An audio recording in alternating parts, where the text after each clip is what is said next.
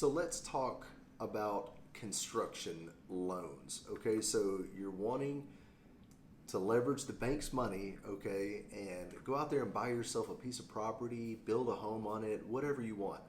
Let's talk through some commonly asked questions. Now, I wanted to record this because I myself am an investor in real estate. I really like land. I've done very well in land, and I want to help educate other people who are looking to do the same things that I've done and am currently doing. So here's some commonly asked questions on construction loans. I want to hit a few items, okay? The most common thing that you need to know if you're looking to buy a piece of land, number one is how much money do I have to put down? Okay, so there is a metrics that depends on your credit score mainly, some other factors, but you can get in a new construction loan or a lot loan with as little as 10% down. Okay, so there's two different types of loans that we need to talk about first.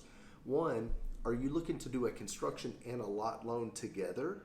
Which means you've already got floor plans picked out, the site is already ready to build on, it's got utilities, electric and water already run to it, it may already have a septic site, you already know exactly which floor plan you want to build and you're ready, then you can get a construction and lot loan together. Typically, you'll find that the construction and lot loans are good for generally 12 to 24 months. Okay, so you've got up to 24 months to complete, to get all your permits required and get everything, all your ducks in a row lined up and complete this construction within 24 months. If you think it's going to be longer, if you don't have your ducks in a row and you don't know if you're going to build on it or not, or where you're going to build or what floor plans you're going to pick out, and you're going to take your time doing it, that's okay too. Then you need a lot loan, just a basic lot loan, okay? There's loan limits on lot loans as well, as far as how long they are in term and how much money you need to put down, and that's going to vary depending on your credit score. So we'll talk through your specifics. Right now I'm just kind of giving you the overarching kind of generalities that you'll need. So today I'm going to talk specifically that I'm going to assume that you are ready to pull the trigger on a construction and lot combo, okay? So here's some things that you need to know. The lot, it's either developed or it's undeveloped, okay? If it's developed, means it already has utilities run to it, it has power, electricity, and it already has a soil site figured out. So it may not have it, typically they won't have a septic system already installed, but at least it's going to have a soil permit issued by the state. If you do not have soils on a property, let me be crystal clear, you do not have a building site, okay? I can't tell you how many times I've seen people go out to an auction or go out unknowingly and the realtor's not going to tell you, and you buy a piece of land that doesn't perk or it doesn't have adequate soil to build the house that you want to build. So, you know, here in Middle Tennessee where I live, we got a lot of rock, and it's not uncommon for someone to buy we had a 50-acre tract one time that we just couldn't find any soil on. We ended up finding one site or so, but it was a small site, so we were very restricted. But you've got to know going into it, if you need to build a 4-bedroom house, you have to have adequate soil for a 4-bedroom house. Or if you're looking to subdivide the property, which I think is really smart, you go in with another family and you split the cost, so you buy the land, split it in the middle, but make sure you have adequate soils to do whatever it is that you need to do, whether if that's 2-bedroom house for Airbnb or if that's a 5-bedroom house for your family plus another 4-bedroom house for your family members. I don't know. So soil is very important. It's helpful also if you're going to get a bank loan. You're probably going to need a survey. The real estate, the appraiser is probably going to need the survey as well. So how this works is you have the piece of land that you like, so you go get it under contract with the real estate agent, right? And then you've got a rough idea on the plans, the house plans that you want to build. Next step really from there is kind of you go to a builder and negotiate cost with the builder. It's not uncommon for a builder to take several months to be able to bid out a job because he's got to get estimates from all the subcontractors. It just takes time. If there's not soil work done, if there's not already permits on the property, it can take more time to get all the permits together, and you pay the fees and everything that you've got to pay to get all the permits in hand. Typically, I see from somebody starting from scratch, like they've got the land, but that's all they have. They don't have permits or floor plans or anything else. Typically, I see that process taking about a year. Some people happen faster. Most people in general, I see it taking about a year.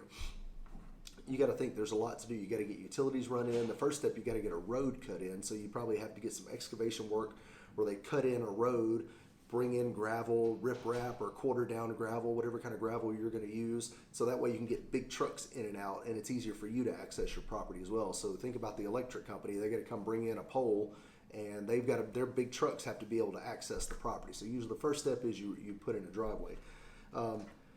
But more importantly than that, let me back up a little bit. I've kind of hit a big overarching theme, but let's talk about how much money you got to put down, because let's face it, what are the loan terms? What do I need to do? So I get it, Marshall, we're ready. We're going to work with a builder and get all the permits and everything in place. How much money do we actually need? So I'm just made some notes real quick. So little as 10% down. You could borrow, we will loan you up to $750,000 total. That's lot and construction all included, up to $750,000 with only 10% down.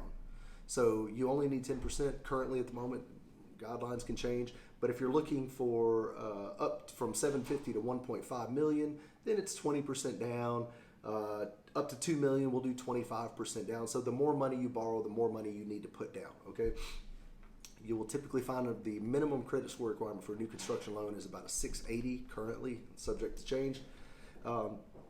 Also, another thing you need to be aware of, not only do you need the money for down payment, you also need reserves. Okay, what reserves are is typically, I think on average, you'll need 6 to 12 months worth of living expenses. What a reserve is it's enough money to pay your monthly payment for 1 month. So if you need 6 months of reserves, you need 6 months of 6 months of money in the bank to be able to pay your bills for the next 6 months, especially the construction loan. So depending on how much money you're borrowing, depending on your credit score, it's 6 to 24 months worth of money that you need to have sitting in the bank. It has to be liquid. It can't be a retirement account. It can't be equity in the property. This is liquid cash, okay? Then once the construction loan starts, the big question is, how do you make the payments? So typically the beginning construction loan, you pay interest-only payments on the amount that you have drawn up to that point. So say it's month one, your first month, usually your first draw is going to cover roughing in a driveway, clearing your land, maybe digging footers for your foundation. It could be a lumber package. Every situation is different, but basically, I think usually you'll see about 4 to 6 draws happen over the time. So the first draw may be your basic roughing in everything, could be up to the framing package. I've seen that. And so you're making interest-only payments on however much money that cost up to the point. So month 2, or the second draw, it's going to be more. The third draw is going to be more. The fourth, final, fifth, whatever. So you're making interest-only payments, and then once the project is completed, that's when we will convert your construction loan. We'll refinance it. Basically, we're going to pay off the construction loan and the land loan, and we're going to get you on your permanent 30-year fixed or 15-year fixed, whatever permanent financing terms you're looking for. So the next video, I'm going to discover the requirements to clear the construction loan and convert it over to your permanent financing. So hopefully this has been fruitful. This has been helpful. I know you're going to have 1.5 million questions on financing your dream home. I've helped countless families do that. I'd love to be able to help you and your family. Set a time with me. Let's get together. I'll walk you through the details. But I tell people the best time to come to me is when you have a rough idea of what you want, and we're not just talking hypothetical, okay? Hypothetical is good, but I'm trying to cover the hypothetical in this video. But really, when you have your lot picked out, you got your floor plans kind of roughly, you know roughly what you want, then we can start talking real numbers, and I can dive in and get you some actual terms and that kind of stuff. So I'm here to help you guys. Thanks.